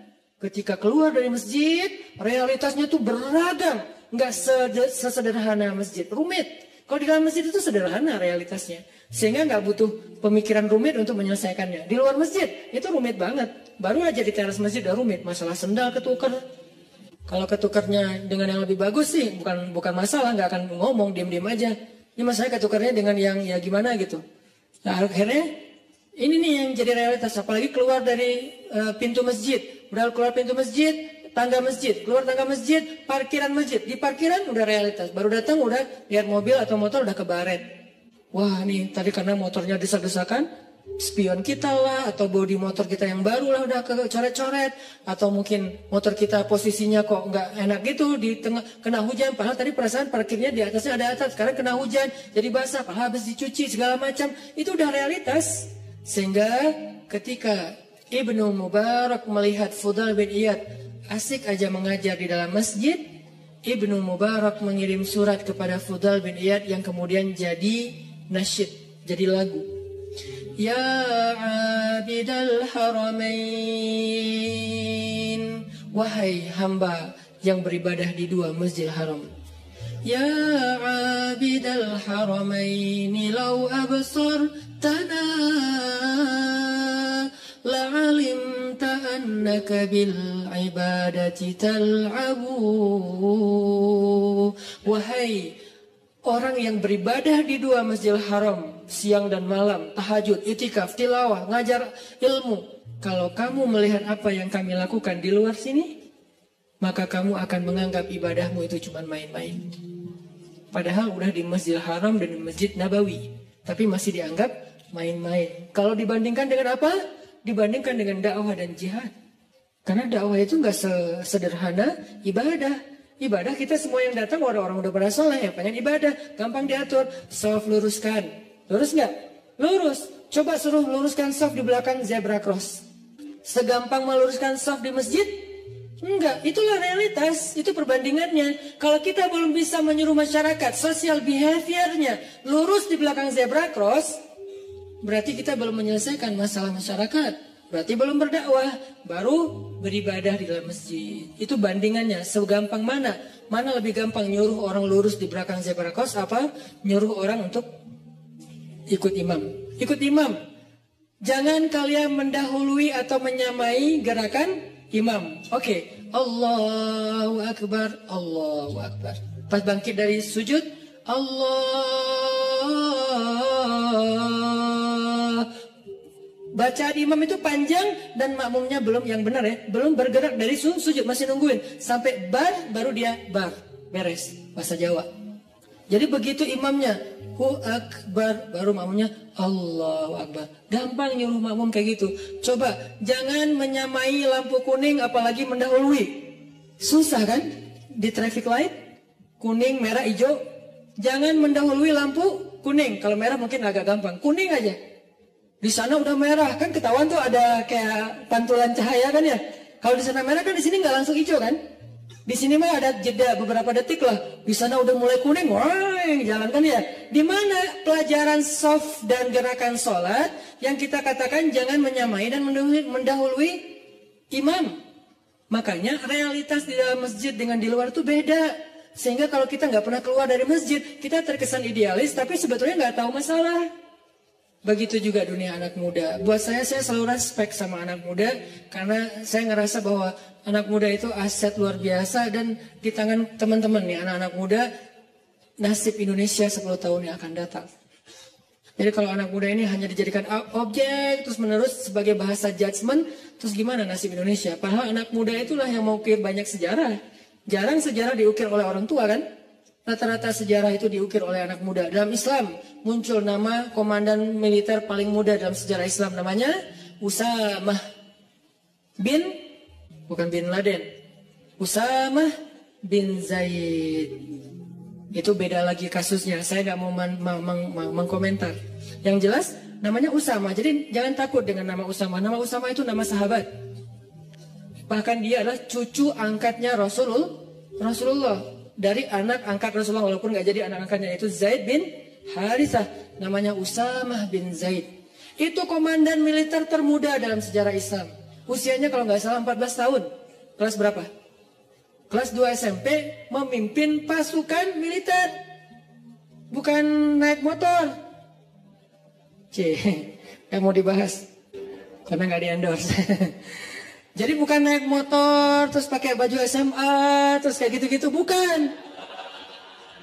Saya nggak merujuk kepada sesuatu ya. Gitulah pokoknya. Ini memimpinnya naik motor sama naik kuda lebih susah mana? Kuda. Kecuali buat orang-orang ya kayak di Lombok, di daerah-daerah yang banyak kuda kan, itu keren banget sih. Saya kayak local pride banget lah itu mah. Jadi naik kuda memimpin pasukan dan itu bukan riding. Walaupun riding juga keren. Tapi ini menghadapi musuh usia 14 tahun loh. Kalau nggak matang mentalnya, nggak mungkin Nabi memberikan kesempatan dia jadi panglima militer. Dia ngasih itu surat kuasanya tuh langsung dari Nabi. Bahkan ketika Abu Bakar jadi khalifah, lalu Umar nggak setuju Usama jadi panglima militer, Abu Bakar marah kepada Umar. Ya Umar, kamu ingin menyobek surat Rasulullah? Kamu ingin mencoret kalimat-kalimat Rasulullah? Ini langsung Rasulullah yang nunjuk Usama pemimpin militer. Bahkan kalau seandainya pasukan itu kita harus ada di dalamnya, engkau wahai Umar harus tunduk kepada Usama. Nanti ada lagi yang membebaskan satu negeri yang selama beribu-ribu tahun gak bisa dibebaskan, usia 21 tahun. Muhammad, atau kita juluki Al-Fatih, bukan sang penakluk, sang pembebas. Karena terjemahan yang lebih tepatnya bukan penakluk tapi pembebas. Dia gak menaklukkan siapa-siapa, apalagi cewek. Kalau kita di zaman sekarang mungkin ada penakluk cewek gitu kan, ini gak membebaskan. Cewek dibebaskan, dari apa? Dari perbudakan, dari penghinaan. Muhammad Al-Fatih. Jadi anak muda itu harus diberikan apresiasi yang tinggi. Dan memang kita harus bangga. Indonesia ini harus bangga punya anak muda mayoritas sekarang. Tahun depan malah 70% penduduk Indonesia anak muda. Berarti kita bangga banget nih. Negara dengan penduduk terbanyak anak muda di dunia. Dan muslim. Ngomong apa tadi teh? Baper kalau udah ngomongin masalah dakwah, masalah anak muda. Saya tuh ngambil segmentasi dakwah anak muda itu bukan pengen seru-seruan loh. Teman-teman tahu saya dulu pakai jubah, pakai sorban, gini nih. Cuman dakwah itu bagus, tapi segmentasinya berbeda. Ada banyak segmen di luar sana yang nggak bisa diginiin. Bisanya diginiin dengan santai, kita temenan, kita main bareng. Dan itu bukan karena saya pengen, kayaknya Ustadz baru puber sekarang deh. Bukan. Ustadz kayaknya kurang nakal deh waktu muda, jadi pengen nakal sekarang. Ya enggak lah, dikit.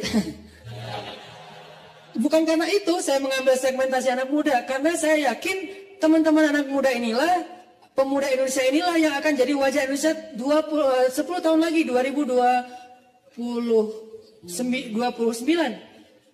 2029. Inilah wajah Indonesia. Sehingga kalau kita pengen merubah Indonesia, kita harus mulai dari anak muda. Dan anak muda yang terbanyak itu bukan di dalam masjid kenyataannya. Kecuali sekarang mungkin sebelum kita bikin tren hijrah, anak muda yang terbanyak itu bukan di dalam masjid, di luar masjid.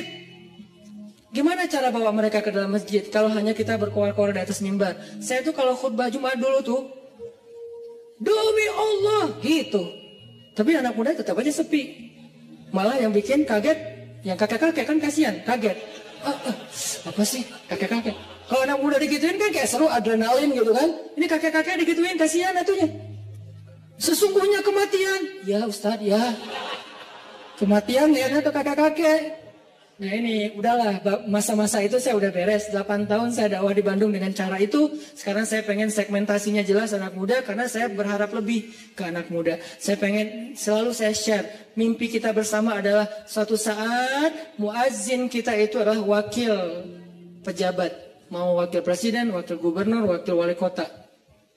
Dan dia udah belajar azan di masjid-masjid ketika dia masih muda. Azannya azan baper dari hati.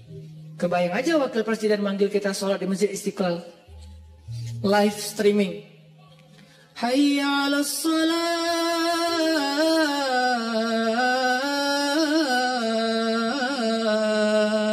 Siapa itu? Pak Wakil Presiden. Wah kan semangat ya se-Indonesia sholat berjamaah subuh ya. As-salatu khairum minan naum. Wah, Wakil Presiden bilang sholat lebih baik daripada tidur. Kan keren tuh. Datang anak muda berbondong-bondong ke masjid karena diazanin sama Wakil Presiden. Wibawa banget tuh, izzah. Begitu masuk, qamat nih, Allahu Akbar, Allahu Akbar. Asyhadu an la ilaha illallah. Wakil presiden. Istau sufufakum. Siapa? Presiden. Wah, keren ya. Allahu Akbar. Presidennya gagah, dia izzah kepada musuh-musuh Allah, tapi ruhama'u bainahum. Jangan di sini dia bersikap keras. Masa kepada sesama kaum muslimin dia sifatnya asyidda? Coba lihat tuh ayatnya. Bukankah ayatnya asyidda wal kufar ruhama'u bainahum? Ruhama, bahasa ruhama itu apa? Komennya ruhama, ngomongnya ruhama, di grup broadcastnya ruhama. Kalau ketemu kaum muslimin itu ruhama. Kepada manusia rahmatan lil alamin. Kepada kufar, siapa kufar? Orang yang memerangi mereka, musuh-musuh yang zalim, seperti orang misalnya Israel yang menjajah Palestina, atau orang-orang zalim yang menyakiti kaum muslimin di Suriah, di Yaman, di Irak, di Rohingya. Itu asyidda. Jadi nggak ada salaman sama mereka, pelukan, senyum-senyum, asyidda sama mereka. Kalau ditarik, kita tarik balik. Berarti kan dia juara panco ya. Presidennya. Kan ada tuh presiden narik-narik gitu kan. Nah kalau kita nggak kuat narik kan kayak kalah gitu kan. Alhamdulillah ada presiden kaum muslimin di satu negeri, ditarik nggak bisa. Aduh berat ya udah deh nggak jadi gitu. Ini artinya asyidda. Dia tuh syadid izzah. Tapi begitu sholat di antara kaum muslimin, Allahu Akbar. Di situ nggak perlu nunjukin keras. Alhamdulillahi Rabbil Alamin. Enak banget loh, sholat dipimpin presiden, bacaannya khusyuk, hafalannya banyak, sehingga dia bisa explore Al-Quran. Qul huwallahu ahad. Enggak gitu sih, ayatnya panjang. Alif Lam Mim. Gue mah rela Al-Baqarah satu surat kalau presiden, gitu kan ya? Imamin, presiden yang imamin Al-Baqarah sampai dari subuh sampai duha. Ya nggak gitu juga kali Ustadz. Kan Al-Baqarah 2,5 jam tuh sampai waktu duha. Intinya itu mimpi. Saya sih bermimpi Indonesia tuh kayaknya bisa nih. Kayak sekarang aja bermunculan imam-imam muda dengan Muzammil and the Gangs. Sejak kita ramein hijrah ini kan jadi banyak nih. Muncul imam dengan rambut gimbal. Apalagi muncul imam anak muda, anak SMA, itu bisa banget. Dan mereka nanti pasti saya yakin akan jadi pemimpin-pemimpin masa depan. Kayak sekarang saya dekat sama teman-teman pemuda Pancasila, Sakma pemuda Pancasila juga. Kalau lagi dekat sama mereka ngobrolnya apa? Lo nyalak gak tahun ini? Ya insya Allah lo kayaknya masih mau main dulu deh. 5 tahun lagi gua nyalak. Berarti kan anak-anak muda sekarang lintas organisasi, mau dia PP, mau dia Karang Taruna, mau dia komunitas, sebetulnya kan calon pemimpin masa depan kan? Kalau mereka lahir dari rahim tarbiyah, kebayang aja pemimpin Indonesia 5 tahun lagi atau 10 tahun lagi. Lahirnya dari rahim tarbiyah. Gimana cara mentarbiyah Indonesia? Gak bisa bikin satu pesantren dengan ukuran sekian hektar. Harus bikin pesan _ tren. Dan tren inilah yang jadi konten tarbiyah, mentarbiyah semua anak muda di Indonesia, supaya semuanya secara fikrah lahirnya dari rahim tarbiyah. Secara hamasah lahirnya dari masjid. Secara rahmah lahirnya untuk kemanusiaan. Itu harapan kita. Itu tuh mimpi saya. Kenapa saya mengambil segmentasi anak muda? Itu bukan main-main. Jadi kalau saya tulis banyak main-banyak manfaat, itu hasil renungan dan emang tujuannya main di sini itu silaturahim, main di sini itu touring, main di sini itu olahraga. So, apa yang salah dengan itu? Yuk kita sama-sama kita ramein dakwah anak muda ini. Kenapa? Ini penting untuk 5 tahun 10 tahun lagi Indonesia. Kalau enggak kebayang. Karena anak muda ini efek perbaikannya hebat, efek perusakannya juga yang nggak kalah hebat. Kalau orang tua ada di tengah-tengah aman. Jadi rusak ya gitu, baiknya juga ya gitu. Kalau anak muda baiknya keren banget, kalau dia jadi rusak juga innalillah banget. Makanya balik lagi kepada tema tadi, kecewa. Walaupun agak-agak nggak nyambung sih, nggak apa-apa lah ya. Nanti diedit baru masukin YouTube. Kecewa. Poin yang kedua itu adalah cari satu hobi. Tadi mau ngomongin itu sebetulnya. Cari satu hobi yang bukan hanya entertain. Walaupun boleh, saya juga hobi entertain ada. Hobi kan harus nggak harus satu kan. Entertain ada hobinya. Olahraga ada. Hangout jalan ada. Tapi selain ini bagus semuanya. Tapi tambahin satu lagi, hobi ibadah. Ibadah tuh harus jadi hobi. Biar apa? Biar kita tuh bisa enjoy. Ambil aja salah satu deh, nggak usah banyak-banyak. Saya nggak minta teman-teman tahajud 11 rakaat 1 juz, enggak. Tilawah 1 hari 1 juz, enggak. Ambil yang paling ringan dulu deh, tapi jadiin hobi. Misalnya sholat duha atau sholat mutlak. Sholat mutlak kan lebih bebas lagi nih, kapan aja. Jadi pokoknya agak-agak nganggur dikit, sholat Allahu Akbar. Itu kalau sholat tanpa ada jadwal, bukan karena waktunya sholat, kita tuh kadang-kadang kesannya lebih free ride loh. Free ride-nya apa? Kayak nggak ada beban. Kan free ride tuh nggak terbeban dengan GoPro, nggak terbeban dengan 360, nggak terbeban dengan kamera, nggak terbeban dengan tele, kan gitu kan? Karena dia kayak gue mah pengen main aja, jadi nggak pakai bawa-bawa tim pencitraan. Dia mau ke gunung, nggak bawa tim kamera. Dia di laut nggak bawa tim kamera. Dia loncat dari tebing, nggak muncul-muncul juga, nggak ada yang ngamerain. Biasa aja, namanya free riders. Bisa nggak kita ibadah tuh selain emang udah ada waktunya, muqayyad, ada yang free ride. Free ride itu mutlak, bebas. Sholat aja, nggak ada yang nyuruh, nggak ada yang maksa. Sholat itu kalau jadi hobi teman-teman, sebanyak mungkin sholat sunnah mutlak, itu akan jadi obat ketika kita kecewa. Tapi itu nggak bisa pas kecewa baru dilakuin. Harus dibiasain dulu dari sekarang. Begitu nanti kecewa, itu jadi akan kayak kita kecewa ngopi, sedih nongkrong, sedih nonton, sedih ketemu teman, sedih main. Sekarang sedih sholat. Baru nanti berlaku ayat, ya ayyuhalladzina amanu sta'inu bis sabri wassholah. Mintalah pertolongan Allah dengan sholat salah satunya. Itu nggak bisa kalau nggak dimulai dilatih, dijadikan habit dan hobi. Siap insya Allah? Ya mudah-mudahan anak muda yang ada di masjid ini, yang ada di kota ini kota inspirasi banget di seluruh Indonesia. Yang ada di negeri ini negeri yang mudah-mudahan kita berbaik sangka. Negeri yang disebut oleh Nabi di akhir zaman akan datang kemenangan Islam dari timur. Dan timur yang paling timur itu adalah, kalau paling barat Maghrib, kalau paling timur itu Maroko, yang paling timur itu Maroke. Paling barat itu Maroko, bahasa Arabnya Maghrib. Paling timur itu Maroke, bahasa Arabnya Masyrik. Nanti kalau di sana Maghribnya udah beres dengan banyak cerita, yang belum giliran peradaban itu cuman Masyrik, Maroke, dan itu adanya di Indonesia. Mudah-mudahan anak muda inilah yang nanti akan menemani Imam Mahdi membebaskan Palestina. Saya punya azam secara pribadi, saya bisa aja datang ke Palestina sekarang untuk bikin traveling, umroh atau apalah, atau datang sendiri juga insya Allah bisa ke Palestina. Saya kenapa nggak mau? Saya udah datang ke Masjid Haram berkali-kali, Masjid Nabawi pastinya. Kenapa Palestina nggak? Saya punya azam, saya kalau mau datang ke sana tuh jangan melancong.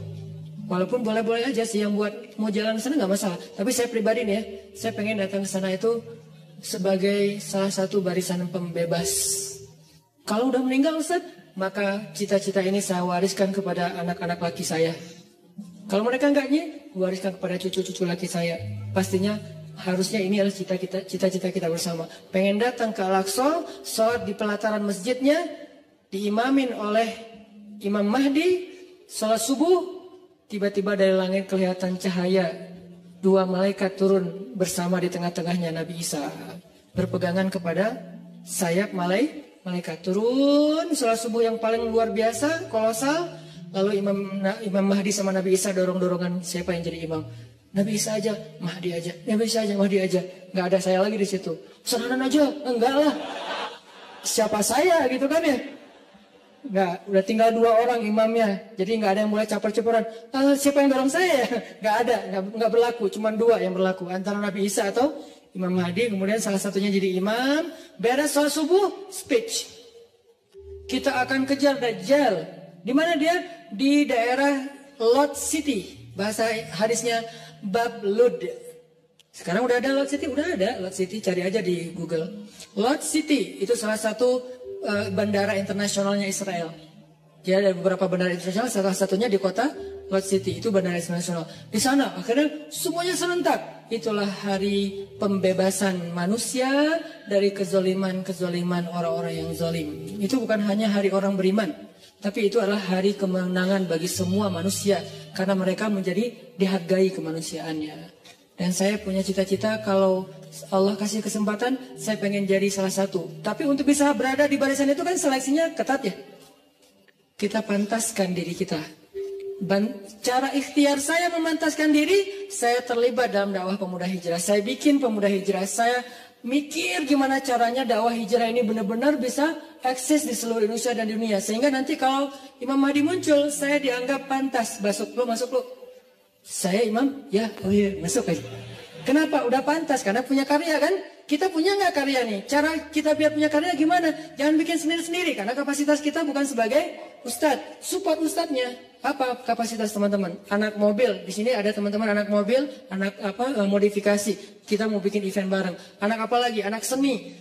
Saya yakin semua potensi anak muda itu adalah anugerah Allah. Saya nggak mau menjudge potensi teman-teman itu ada yang positif negatif. Semuanya positif selama tidak melanggar syariat. Potensi itu coba support saya. Man ansari ilallah. Siapa di antara kalian yang mau mensupport saya di jalan Allah? Itu kan akad dakwah. Yuk kita bangun negeri ini. Karena dakwah kita kan dakwah damai kan. Kita kan nggak mau ribut-ribut. Kalau terpaksa ribut dan kontroversi di sosmed, ya bukan karena kita. Pernah nggak saya sengaja rame-ramein di sosmed biar heboh gitu, biar followers saya naik? Ya enggak lah. Kalau sesekali ada, ya qadarullah naik followers. Sih, sombong. Padahal kalau mau digitu-gitu kan tinggal ambil yang trending topik apa sekarang. Masalah misalnya pernikahan. Ya udah saya bikin komen saya tentang bab itu. Kan naik tuh followers saya kan ya. Karena viewernya gede. Buat apa? Saya nggak kayak gitu. Tapi kalau terjadi kontroversi sesekali ya qadarullah untuk menguji kesabaran, menguji iman.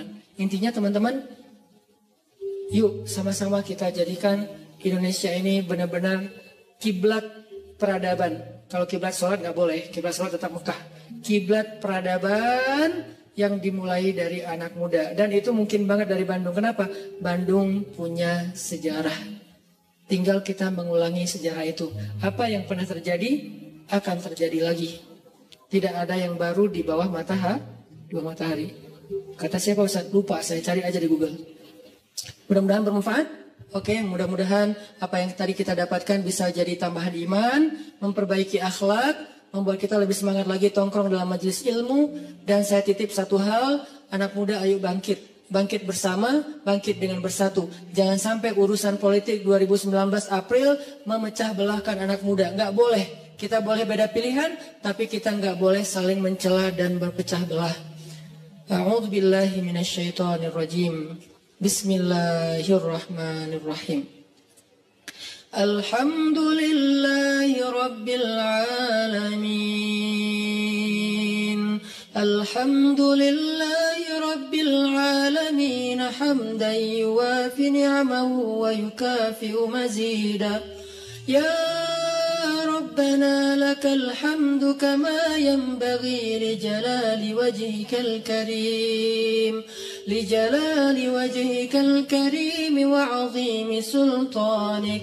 اللهم أنت السلام ومنك السلام وإليك يعود السلام.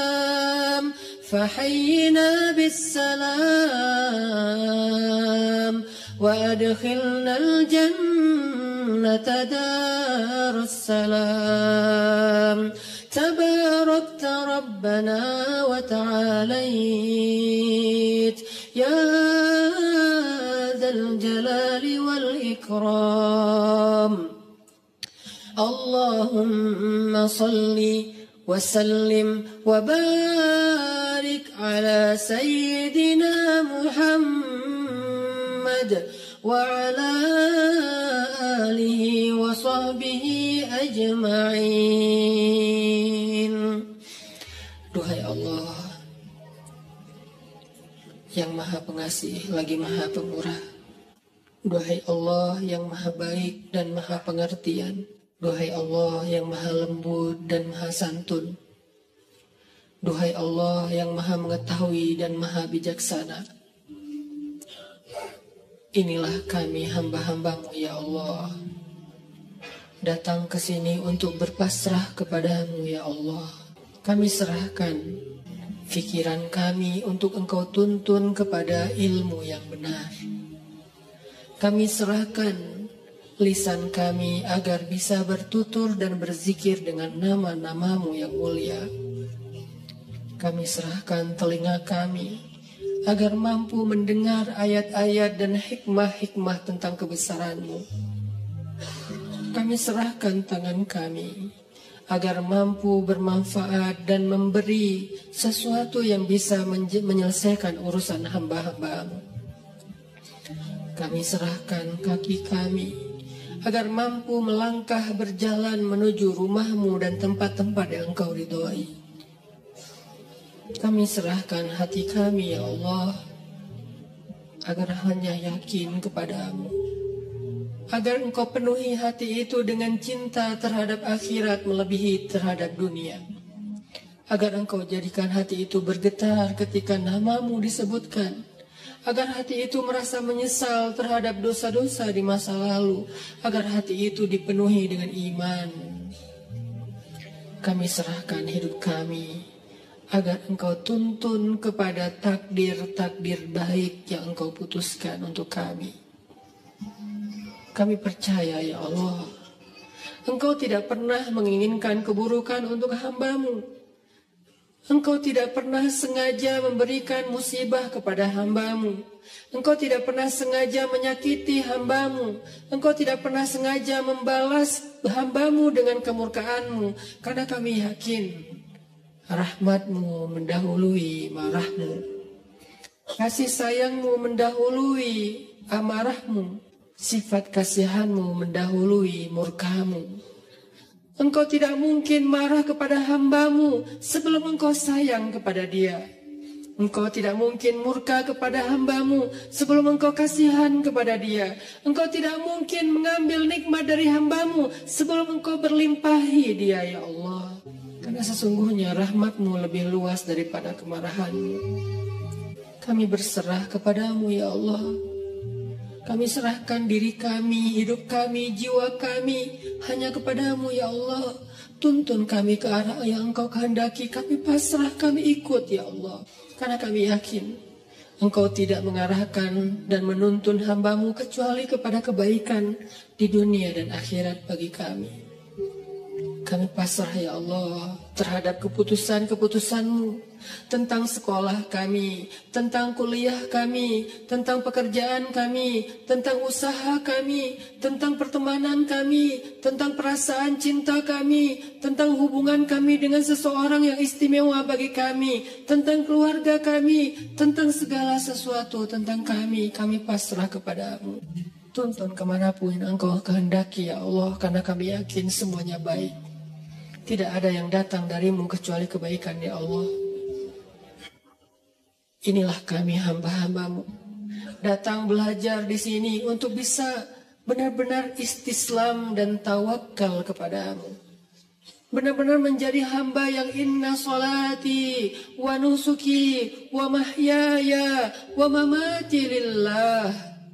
Benar-benar ingin belajar iyyaka na'budu wa iyyaka nasta'in. Benar-benar ingin belajar menjadi hamba yang wa ma khalaqtul jinna wal insa illa liya'budun. Bimbing kami, ya Allah, agar kami bisa menjadi seperti itu. Jangan biarkan ada satu detik dalam hidup kami yang yang berjalan tanpa ada nama-Mu. Jangan biarkan satu detik pun dalam hidup kami, dalam waktu kami habiskan bukan karena-Mu. Jangan biarkan sejengkal tanah kami berjalan kecuali berjalan ke arah-Mu. Jangan biarkan satu pun ide yang kami pikirkan kecuali tentang kebesaran-Mu. Jangan biarkan satu rasa kami rasakan di dalam dada kecuali kagum kepada-Mu. Tuntun kami, ya Allah. Ajarkan kami, ya Allah. Kami sudah pasrah. Kami lelah dengan hidup pilihan kami sendiri selama ini, ya Allah. Selama ini kami memilih adegan hidup kami, arah hidup kami sendiri. Kami tidak mau tahu tentang arahan dari-Mu. Kami tidak mau membaca ayat-Mu. Kami tidak mau mendengar nasihat dari orang-orang yang berdakwah di jalan-Mu. Kami tidak mau membaca hadis-hadis Nabi-Mu. Kami tidak mau tahu tentang-Mu, ya Allah. Kami pilih hidup dengan pilihan kami sendiri. Seolah-olah kami lebih tahu daripada Engkau. Seolah-olah kami lebih mengerti yang mana baik dan mana buruk untuk diri kami daripada Engkau. Seolah-olah kami tahu segalanya, ya Allah. Kami pilih pilihan hidup. Kami tentukan sendiri segalanya. Kami percaya tanpamu kami bisa, sehingga kami jarang bahkan hampir tidak pernah berdoa. Tapi pada akhirnya kami sadar pilihan itu membawa kami kepada kecelakaan. Pilihan itulah yang menuntun kami kepada dosa-dosa, yang dengan dosa-dosa itu tertutup hati kami, yang dengan dosa-dosa itu membuat kami jauh darimu, yang dengan dosa-dosa itu kami kehilangan nikmat ibadah dan tidak pernah merasa bahagia. Mungkin kami dapatkan harta, tapi kami tidak bahagia. Mungkin kami punya pasangan, tapi kami tidak akur. Mungkin kami punya keluarga, tapi semuanya sibuk sendiri-sendiri dan kami tidak utuh. Karena kami menentukan hidup kami sendiri dan tidak meminta bimbingan-Mu, ya Allah. Kami lelah dengan itu, kami pasrah. Kami ingin kembali kepadamu. Pilihan-pilihan kami sudah kami tinggalkan. Pilihan-pilihan kami sudah kami abaikan. Kami tidak ingin lagi terjebak seperti dulu, ya Allah. Bertahun-tahun hidup kami sia-sia. Kami ingin Engkau yang memilihkan hidup untuk kami, ya Allah. Kami ingin Engkau yang memilihkan apa yang terbaik bagi kami, ya Allah. Kami ingin Engkau yang memilihkan pasangan hidup kami, ya Allah. Karena yang terbaik adalah yang Engkau pilihkan. Kami ingin Engkau yang memilihkan pekerjaan yang halal untuk kami, ya Allah. Kami ingin Engkau yang memilihkan hijab yang menutup aurat untuk kami, ya Allah. Kami ingin Engkau yang memilihkan teman yang bisa mengingatkan kami ketika kami lemah. Karena Engkau lah yang sebaik-baik pemilih teman bagi hamba-Nya, ya Allah. Kami ingin Engkau yang memilihkan hari-hari kami, esok, lusa, dan seterusnya. Pilihkanlah untuk kami. Kami ikut, ya Allah. Jika Engkau panggil kami, lapangkan dada kami untuk bisa menerima panggilan itu dengan lega. Hayya 'alas shalah.